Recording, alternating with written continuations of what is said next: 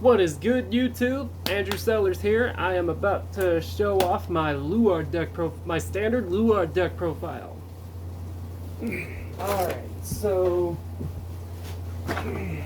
I've got a fun little history with Luard. So as at least quite a few of you know, I play Luard in V. And even though I've never owned the deck in G, I have gotten to play one game of Vanguard with a Luard deck that my buddy Chase once owned. And ever since Luard got the support it got in late G, in G's final format, it's been my favorite Shadow deck since then. Like, I thoroughly love Luard. Narakamis are my favorite clan period, but mainly because of this guy. Shadows are my second favorite clan. I love other Shadow Paladin decks too, but Luard comes before the rest of them 100% for me. So anyways, on to the profile. So starting off for triggers, we have for heal, I may consider putting two effect draws in here. One that works against stride units and one that works against crit effect units. And for criticals, 8 crit.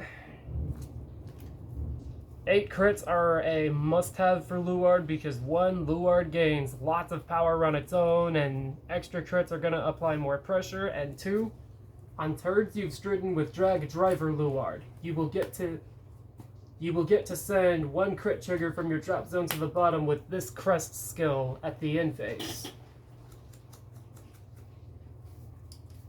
Basically, during each end phase, you didn't go into Drag Strider. You get to choose a crit from your drop zone and send it to the bottom.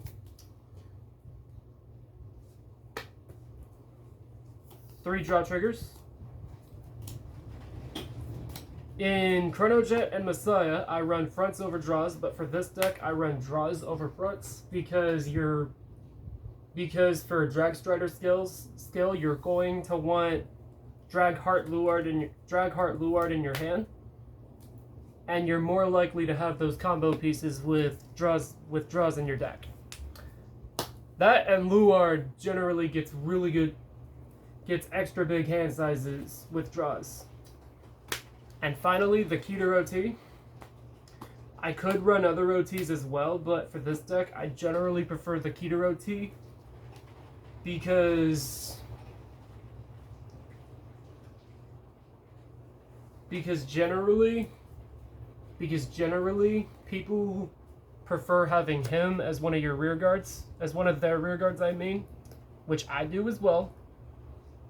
And thanks to pulling the OT with always having this guy on board, you're gonna have at least 2 additional drive checks the turn you drive check this thing.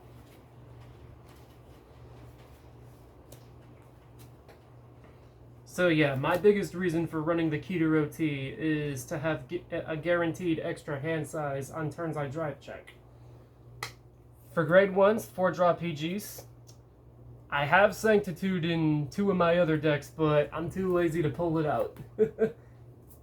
But yeah, for Luard, you're going to want to run 3 of this and a Sanctitude. Just like with every other deck in the game. Next up, 3 Painkiller Angel. She's really good for early game because she can help you get Luards, and she could quite potentially help you get at least 5 Luards in your drop zone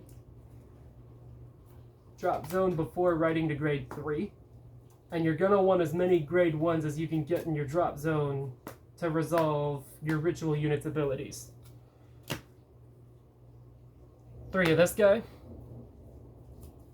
So his skill is Ritual 3. This unit gets plus 5,000 shield when placed on Guardian Circle.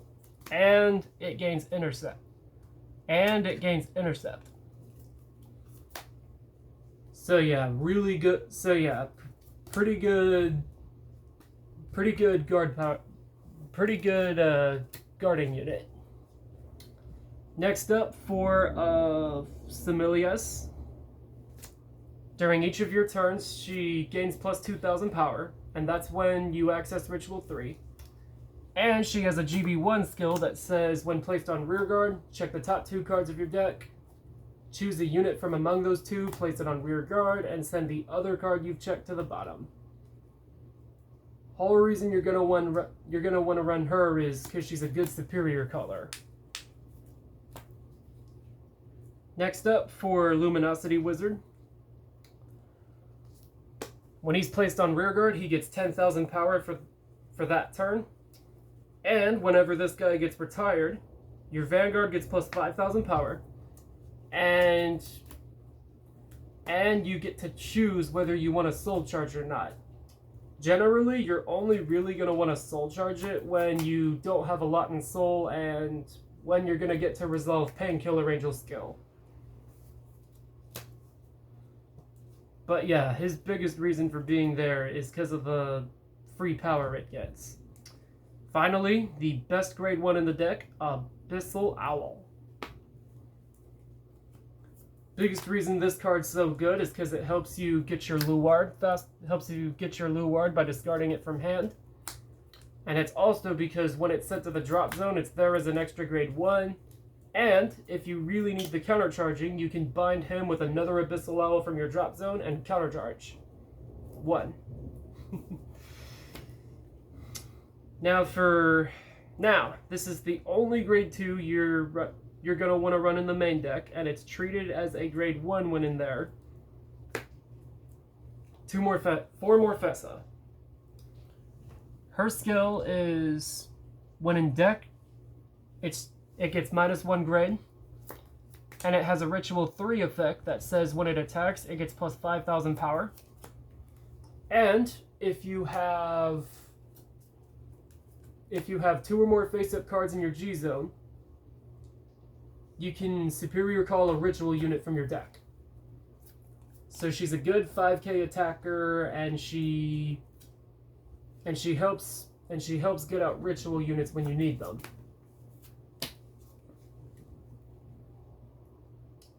Finally, for the main deck, 3 of this guy, and 3 of Dragheart. This guy's there as a 10k beat stick. And he, of course, is here for Drag Strider's skill. And now for your strides. For Drag Strider, his skill is when he attacks, counterblast 1, flip over a card from your G zone, search your deck for a ritual unit and superior call it. When using this guy's skill, you're only going to want to flip over another copy of him so that you can go into... because during the rest of your turns, you're going to want to have Drag Strider as your next 4 strides.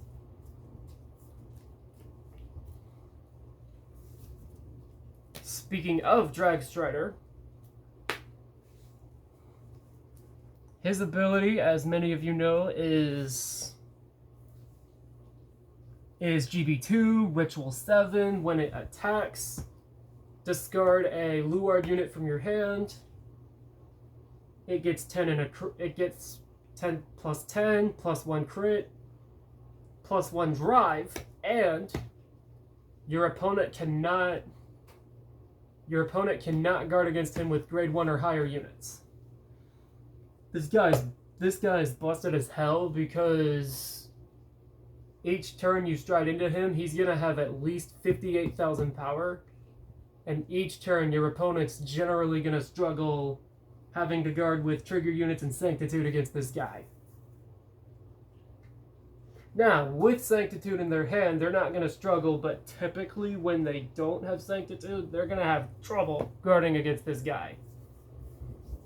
Because of his Sentinel because of his grade 1 or higher restrictability alone.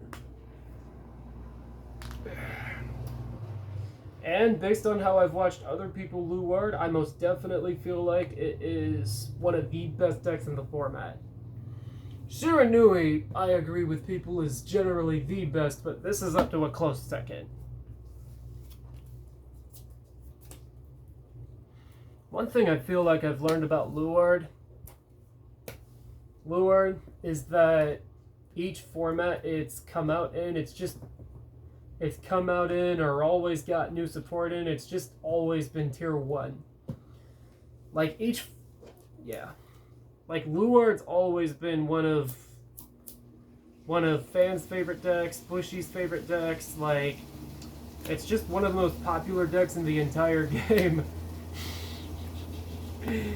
Anyways, thank you all for watching.